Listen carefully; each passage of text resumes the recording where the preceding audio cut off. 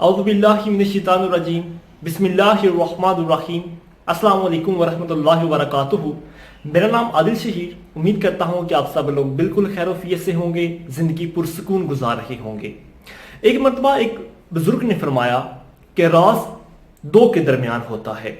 जब मजीद पूछा गया कि दो से क्या मुराद है, तो आपने फरमाया कि दो होंठ।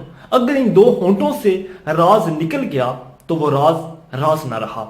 बिल्कुल इसी तरह एक मर्तबा एक वक्त के बादशाह ने अपना एक शाही राज अपने सीने में छुपा के रखा था, लेकिन उससे सब्र ना हुआ और उसने एक मर्तबा अपने सबसे करीबी जो उसका वजीर था उससे एक वादा लिया कि तुम मुझसे वादा करो, जो बात मैं तुम्हें बताऊंगा वो कभी तुम आगे किसी को नहीं बताओगे। उस वजीर ने वादा कर लिया और बादशाह सलामत ने उसको वो शाही राज बता दिया। वजीर चूंकि वजीर था, उसको वादे की पासदारी लाजमी करना थी, लेकिन आखिर कब तक? एक साल गुजरने के बाद उस वजीर से भी ना रहा गया और उसने वही राज अपने करीबी दोस्त को बता दिया, बिल्कुल उसी शर्त के ऊपर जिस शर्त के ऊपर बादशाह ने उसको राज बताया था। यानी उससे कसम लेकर, उससे वादा लेकर कि मुझसे वादा करो कि तुम आगे ये बात किसी को नहीं पहुंचाओगे। बिल्कुल इसी तरह उस शख्स ने भी कहा कि मैं भी बात किसी तक नहीं पहुंचाऊंगा।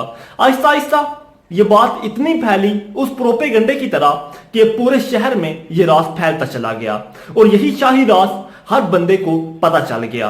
बादशाह सलामत को जब ये पता चला कि ये राज अब राज नहीं रहा, तो उन्होंने अपने शाही जल्लादों को भेजा कि उन तमाम लोगों को जो इसमें मुलव्वस हुए, इसको फैलाने में और इसको शुरू करने में, उन तमाम को पकड़ कर लाओ और आते ही उनको सजा दे दो, और सजा भी कत्ल की सजा। क्योंकि शाही जल्लाद को बादशाह का हुक्म हुआ था और उन तमाम वजीरों और खास तौर पर उस पहले वजीर को बुलाया गया और उन दूसरे तमाम वजीरों को बुलाया गया कि जिन्होंने इस राज को फैलाने में अपना कुछ कंट्रीब्यूट किया था। आखिर जल्लाद जो हैं वो अपने हथियारों को तेज करने लग पड़े कि उनको सजा देने के लिए। अचानक उनमें से एक बहादुर वजीर उठा और उसने बादशाह सलामत के दरबार में थोड़ी गुस्ताखी करते हुए फरमाया कि बादशाह सलामत, हम बेशक आपकी सजा के हकदार हैं क्योंकि हमने आपके शाही राज की हिफाजत नहीं की, लेकिन जरा सोचिए कि इस राज को अफशा करने वाला पहला शख्स कौन था। बादशाह सलामत ने जब ये सुना तो उसको पता चला कि पहला शख्स इस राज को राज ना रखने वाला वो मैं ही था। लिहाजा बादशाह ने जब ये बात सुनी तो उसने उनको माफ कर दिया कि जब मैं राज को अपने सीने में ना रख सका तो मैं दूसरों को किस बात की मैं सजा दे रहा हूं। बिल्कुल इसी तरह कहा जाता है कि राज वो तीर होता है जो कमान से निकल गया तो कभी हाथ नहीं आएगा। राज उस ताकतवर घोड़े की तरह होता है कि जिसको अगर बेशक लागर या मजदूर इंसान खोल तो सकता है, लेकिन अगर वो घोड़ा एक मर्तबा अपनी स्पीड को पकड़ ले तो उसको ताकतवर से ताकतवर तरीन इंसान भी कंट्रोल में नहीं कर सकता। राज रखने की सही जगह आपका अपना दिल है। अगर उसको अपने दिल में आप दफन कर लेते हैं तो यकीन माने कि आप राज को राज ही रखने के लायक हो जाएंगे। बिल्कुल इसी तरह आज की वीडियो में मैं आपको कुछ ऐसी चीजें बताऊंगा कि जिनको हमेशा अपनी जिंदगी में अगर आप राज रखेंगे तो आप कभी भी जिंदगी में नाकामियों में नहीं जाएंगे। कहा जाता है कि बिलखसूस जो औरतें हैं उनके सीनों में राज नहीं रखा जा सकता, लेकिन एक हकीकत भी यही है कि औरतों के साथ साथ मर्दों के अंदर भी राज छुपाने की या राज को कंट्रोल रखने की एबिलिटी थोड़ी लो होती है। सबसे पहली चीज जो आपको सबसे छुपा के रखनी है वो है आपके गोल्स, आपके ऑब्जेक्टिव्स, आपका एम ऑफ लाइफ या नेक्स्ट आप अपनी जिंदगी में क्या कर रहे हैं।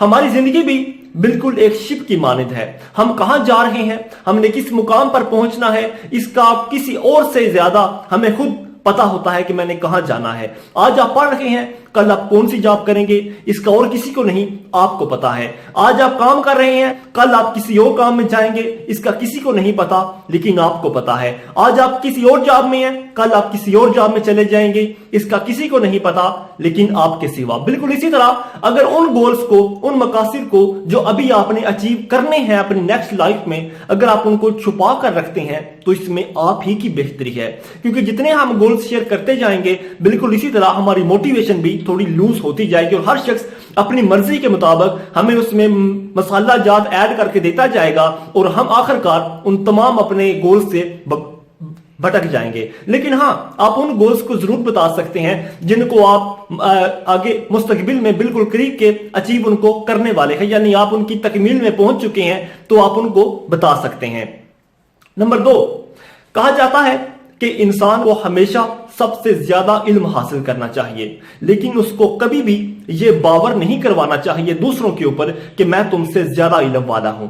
बिल्कुल इसी तरह अगर आपको किसी बात या किसी सवाल का पता है तो बिला जरूरत या बिला हिचकिचाहट दूसरों से ना कहते फिरें कि मैं ये जानता हूं या मुझे ये पता है, बल्कि उसको तब तक अपने पास ही रखें जब तक अगला आपसे खुद ना पूछ ले, या अपनी बात उस जगह पर रखें जहां पर आपकी बात की कदर की जा रही हो या जहां पर आपकी बात को अहमियत दी जा रही हो। तो बिल्कुल दूसरा राजी मैंने आपको बता दिया कि हमेशा वहां पर बात करें, वहां पर अपने सवाल का जवाब दें, वहां पर अपने इल्म और अपने वजाहत का पता चलाएं कि यहां पर वाकई लोग आपके इल्म की कदर करने वाले हों। नंबर 3 पर आता है आपकी लाइफस्टाइल। इंसान आदतों का एक मजमुआ होता है। ये आदतें बुरी भी हो सकती हैं, ये आदतें अच्छी भी हो सकती हैं। बुरी आदतों का मजमुआ इंसान हमेशा कोशिश करता है कि वो अपनी बुरी आदतों को छुपा के रखे, और वो हमेशा कोशिश करता है कि वो अपनी अच्छी आदतों को ज्यादा से ज्यादा फैलाए। लेकिन ये भी एक बात है कि नेकी कर दरिया में डाल। इंसान को हमेशा अपनी नेकियों को छुपा के रखना चाहिए, क्योंकि ये अल्लाह ताला और उस इंसान के माबैन एक राज होता है। और सदका वाकई अगर आप छुपा कर करते हैं तो असल सदका वही सदका होता है, असल नेकी वही नेकी होती है कि जो आप दूसरों को दिखाने के लिए नहीं, बल्कि अपने आप को, अपनी अल्लाह की जात को, अपने आप को राजी, अपने खुदा को राजी करने के लिए आप जो नेकी करते हैं, असल नेकी वही होती है। तभी कहा जाता है कि दाएं हाथ से एक हाथ से सदका दो तो दूसरे हाथ को भी पता न चले। और बुरी आदतों के बारे में कहा जाता है कि अगर आप दूसरों को अपनी बुरी आदतें बताते जाएंगे तो लोगों को आपको अपने कंट्रोल में करना आसान होता जाएगा, क्योंकि दूसरों को आप अपनी कमजोरियां बता रहे हैं और दूसरे जब भी आपको अपने कंट्रोल में लाना चाहेंगे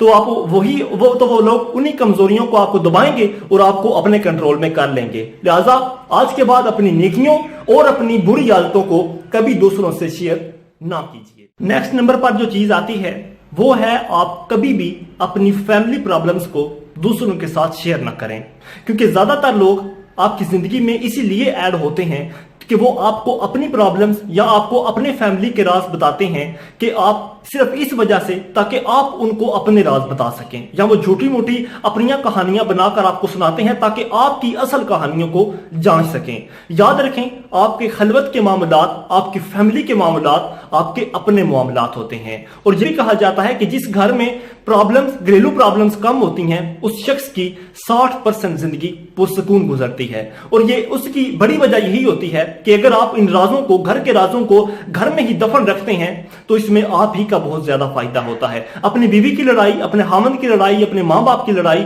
अपने बच्चों की लड़ाई या किसी भी शख्स से किसी किस्म की लड़ाई जो घर के अंदर हो, उसको कभी भी घर के बाहर शेयर नहीं करना चाहिए।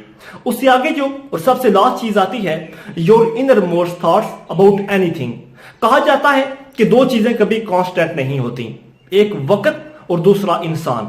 वक्त भी बदल जाता है और वक्त के साथ साथ इंसान भी बदल जाता है। अगर आज कोई इंसान आपसे मिलता है तो जरूरी नहीं कि आज उसकी कुछ बातें या कुछ आते आपको बुरी लगें और कुछ अरसे बाद भी उसके अंदर यही आदतें बरकरार हों। लिहाजा कभी भी किसी शख्स से पहली ही मुलाकात में कोई भी जजमेंट्स अपने आप के अंदर पैदा ना करने, और अगर पैदा कर भी लें तो उसको कभी भी दूसरों के साथ शेयर मत करें, क्योंकि इस्लाम की राह में इसको गीबत कहा जाता है। लिहाजा बैक बाइटिंग या गीबत से हमेशा एक मुसलमान होने के नाते और एक सोशल लाइफ गुजारने के नाते हमें इज्तनाब करना चाहिए, क्योंकि एज ए मुस्लिम्स हमने अल्लाह ताला के आगे भी जवाबदेह होना है। लिहाजा कभी भी अगर आप किसी शख्स के बारे में गीबत करें तो खुदारा इस चीज से अपने आप को महफूज रखें, क्योंकि एक तो वो दोस्त आपका जाया हो जाएगा और दूसरा आप गुनहगार भी होंगे।